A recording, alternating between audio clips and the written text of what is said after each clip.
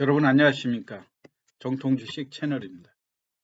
2021년 9월 12일 일요일인데요. 오늘 시간에는 지난번에 부광약품이 먹는 코로나 치료제 임상 2상 발표가 9월에서 10월 사이 발표가 임박됐다고 그래가지고 주가가 한번 크게 상승하고 현재 조정에 진입하는 그런 모습인데요.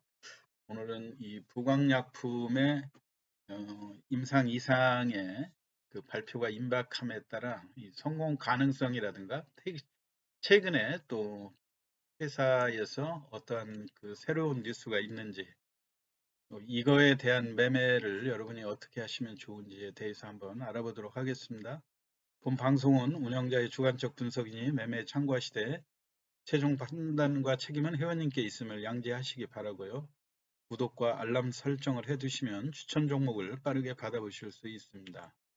지난번 8월 20일 날 보도가 나왔었죠. 물론 회사의 공식적인 보도는 아니었지만 먹는 코로나 치료제 레보비르가 이제 간염 치료제로 사용되던 이 약품인데 임상 이상 CLV203이 이 결과를 모든 그 실험을 완료하고 데이터를 수집하는 단계에 있다. 이런 뉴스가 나왔었죠.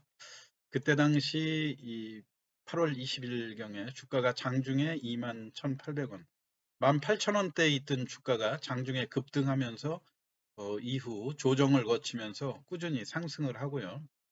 최근에 23,500원대 장중 고점을 경신한 이후에 비록 조정은 완만하게 조정은 보이고 있지만 전체적으로 22,000원대 횡보하는 그런 모습들이거든요.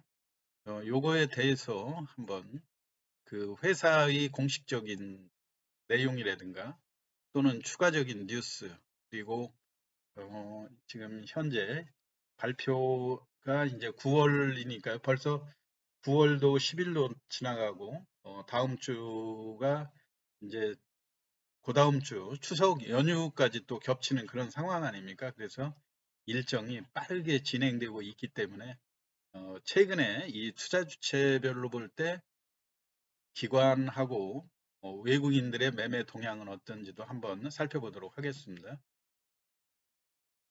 아무래도 이제 회사의 정확한 정보를 알아보려면 부광약품에 직접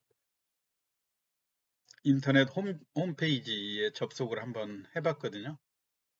근데 지금 회사 소식으로 구체적으로 그 레보비르와 관련된 뉴스는 지금 나와 있는 것들은 없거든요.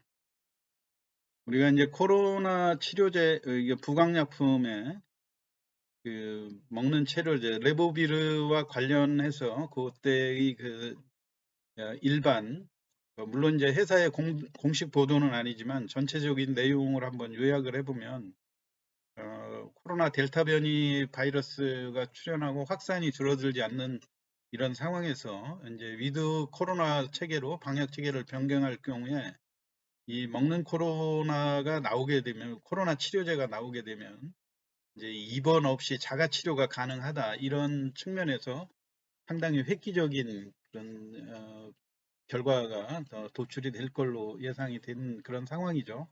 이미 신풍제약으로 인해서 신풍제약의 그 효과로 인해서 주가도 급등하는 그런 사례들이 있지 않았습니까? 그런데 지금 부광약품에서 레보비르 임상에는 증상이 발현 후 7일 이내의 경중증 환자를 대상으로 해서 하루 150ml씩 10일간 투약을 했을 경우에 중증으로 진행되는 실험을 했다 이런 얘기죠. 그런데 어, 신풍제약이 지난번 그 임상이 실패라고 단정지었던 것은 대상이 너무 50명 정도로 적었는데 이번 부강약품은 104명을 대상으로 했다 이런 이야기예요. 그래서 원래는 이제 80명 정도가 모집군인데 그거보다 늘렸다고 하는 점.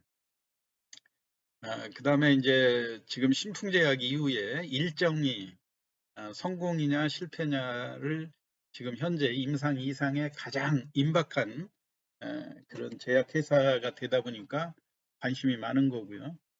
전체적으로 지금 우리가 홈페이지에 회사 홈페이지 뉴스에 접속을 해봤지만 이거와 관련된 특별한 이야기들은 없는 그런 상황이거든요.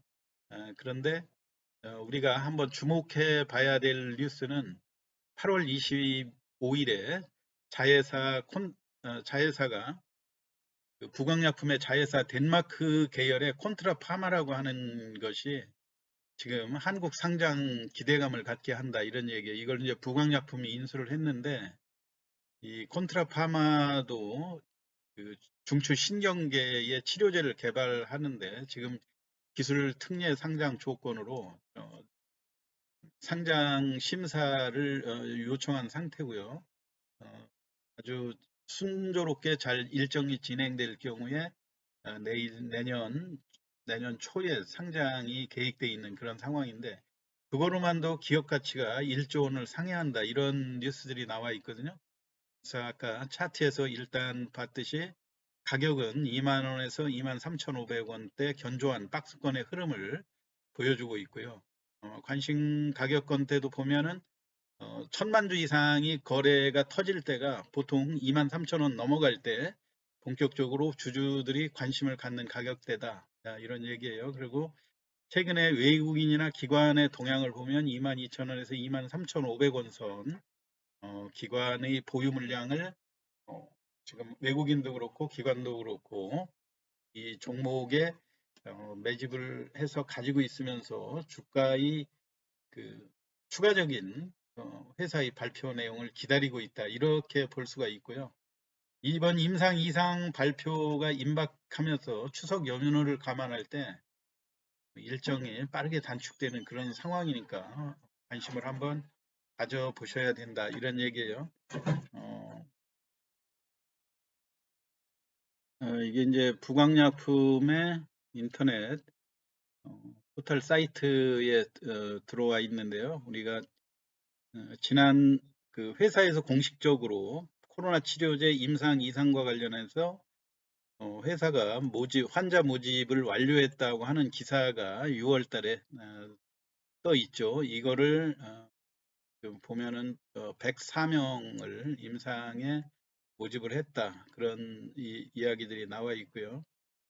이 바이러스 감소를 증명하여 항바이러스제의 경쟁력을 증명해 보완할 수 있을 것으로 기대한다. 이런 이야기들이 6월 11일에 나온 거죠. 이제 이 실험이 8월 중으로 종료가 됐다 이런 얘기고 이제 앞으로 9월 말에서 10월 초에 어떤 긍정적인 이야기가 나올지 요거에 대한 기대를 한번 하게 되는데요. 어, 회사의 그 내용을 한번 구체적으로 찾아보게 되면 임상 2상 환자 모집을 완료했는데 총 104명이었다. 이런 이야기고요. 그 치료가 수집되면 임상 결과를 정리하고 진행한 임상 결과와 함께 식품의약안전청에 향후 진행 과정을 협의할 예정이다. 이런 식으로 나와 있죠. 우리가 그 레보비르에 대해서 특별히 관심을 갖는 이유는 이 코로나 치료제는 코로나의 그 위험성이 물론 이제 자가로 자연적으로 회복되는 그런 사람들이 대부분인데 이게 중증으로 전환되는 거를 막아주려고 하는 거 아닙니까? 그게 그러다 보니까 아무래도 그 만성 B형 간염 치료제로 개발되었던 항바이러스제 레보비르 이거를 이제 기존의 그 간염 치료제로 쓰던 것을 코로나로다가 적용을 해보는 그런 상황 아닙니까?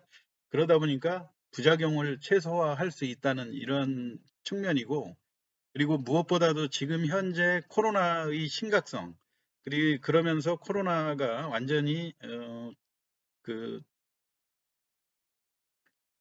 일정이 오래 진행되고 하면서도 그 차단을 막지 못하는 그런 상황이기 때문에 특별히 부작용이 없으면서 적어도 중증으로 진행되는 거를 막아주기만 한다고 그런다면은 긍정적으로 한번 검토해 볼 수 있다는 그런 기대감들을 갖게 하는 거죠. 지난번 우리가 신풍제약에서도 확연하게 그 투약군과 의약군을 비교해 봤을 때 투약군에서도 어, 50% 이상의 중증으로 가는 그 확률을 낮춰줬던 거 아닙니까? 그렇지만 그때 당시는 그 숫자가 너무 적어서 일반 그 투약군이 5명으로 진화가 됐다고 그런다면 그, 그 우의약군이 5명이었다면 투약군은 그 2명으로 낮춰진 그런 상황이었었죠. 그런데 모집 집단이 너무 적었기 때문에 그 다시 수량을 그 숫자를 늘려서 진행을 하는 그런 상황인데 부강약품의 경우는 그 모집 집단을 104명으로 환자를 증대시켰다고 하는 데서 우리가 기대감을 갖게 하는 거고요.